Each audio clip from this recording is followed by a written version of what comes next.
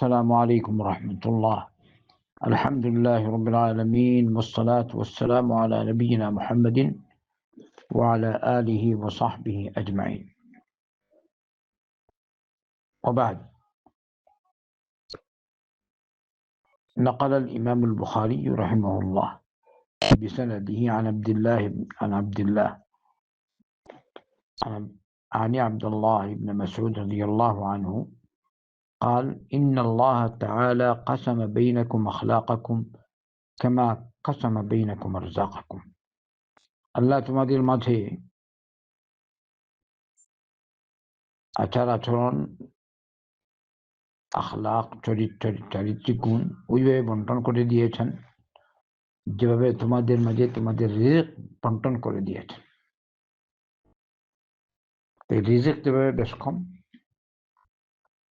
ওই রকম আখলাকি গুণও বেশ কম। আল্লাহু আকবার। কেউ দেখবেন কারো আখলাকি গুণ, নৈতিক আচরণ অনেক উঁচুতে, অনেক উচ্চে, আর কারো আখলাক ঘাটিয়া বা অনেক নিচে, বেশ কম দেখতে পাই। আল্লাহ আব্দুল্লাহ বিন মাসউদ রাদিয়াল্লাহু আনহু বলেন, এই যে পার্থক্য ওই রিজিকের মতোই। রিজিক যেখানে বেশ কম, এরকম আখলাকি গুণ বেশ কম। তাই যাদের নৈতিক আচরণ, আখলাক, নৈতিকতা ভালো আছে, আল্লাহ শুকর আদায় করুন, আলহামদুলিল্লাহ। আর রবের কাছে চান আল্লাহ যেন নৈতিক গুণ আরো ভালো করে, এর উপর প্রতিষ্ঠিত রাখে। কারণ আপনারা জানেন মুহাম্মদ সাল্লাল্লাহু আলাইহি ওয়াসাল্লাম এর নৈতিকতার কারণে আল্লাহ রাসূল সাল্লাল্লাহু আলাইহি ওয়াসাল্লাম তাকে আল্লাহ রাসূল সাল্লাল্লাহু আলাইহি ওয়াসাল্লামকে স্বয়ং আল্লাহ পাক তার বড় প্রশংসা করেছেন, বলেছেন ওয়া ইন্নাকা লাআলা খুলুকিন আযীম, আপনি মহান চরিত্রের অধিকারী। এরপরে যে হাদিস ব্যাখ্যা নেই, তার তরজমাটা পেশ করি। ওয়া ইন্নাল্লাহ তাআলা ইউতিল মালা মান আহাব্বা ওয়া মান লা ইউহিব। আল্লাহ যাকে ভালোবাসেন তাকেও মাল দেন, সম্পদ দেন, যাকে ভালোবাসেন না তাকেও দেন। তাহলে মাল সম্পদ এটা সবাইকে দেন আল্লাহ। যে আল্লাহর কাছে প্রিয় তাকেও দেন, যে অপ্রিয় তাকেও দেন। কিন্তু ওয়ালা ইউতিল ঈমান ইল্লা মান ইউহিব,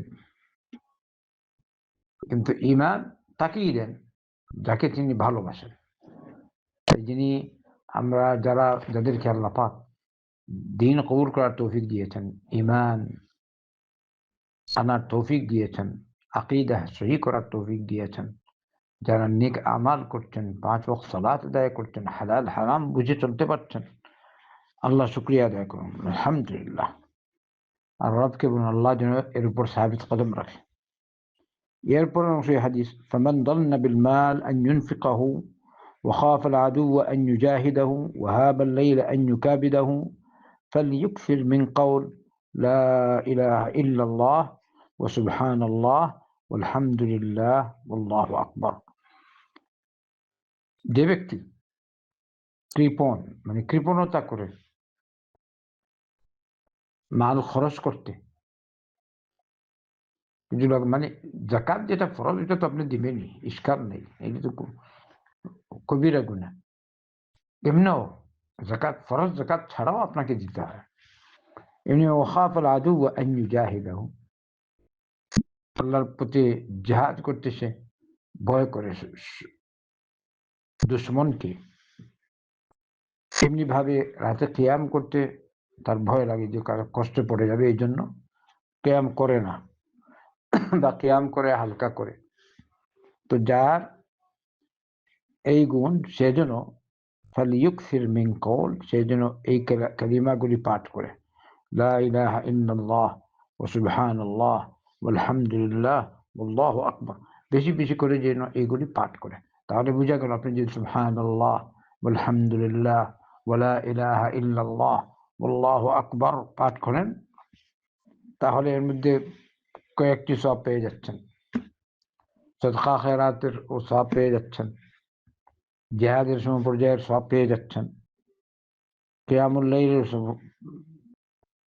এর মতো সওয়াব পেয়ে যাচ্ছেন, কারণ আল্লাহ রাসূল সাল্লাল্লাহু আলাইহি ওয়াসাল্লাম বলছেন এটা বেশি বেশি করে পড়ো। তো আসুন, আল্লাহর এই হাদিসটি হচ্ছে আব্দুল্লাহ বিন মাসউদ রাদিয়াল্লাহু আনহু। এটা হলো মওকুফ হাদিস, কিন্তু শেখ আলবানী রাহমাতুল্লাহ আলাইহি বলেছেন হুকমান মারফুআ, কারণ এক সাহাবী এরকম বলবেন, এটা তার নিজ পক্ষ থেকে বলতে পারেন না।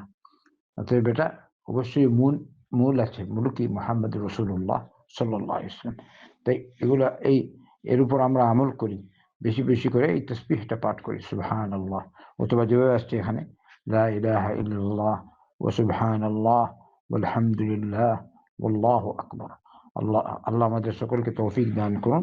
ওয়া সাল্লাল্লাহু ওয়া সাল্লাম আলা নবিয়িনা মুহাম্মাদিন ওয়া আলা আলিহি ওয়া সাহবিহি আজমাইন।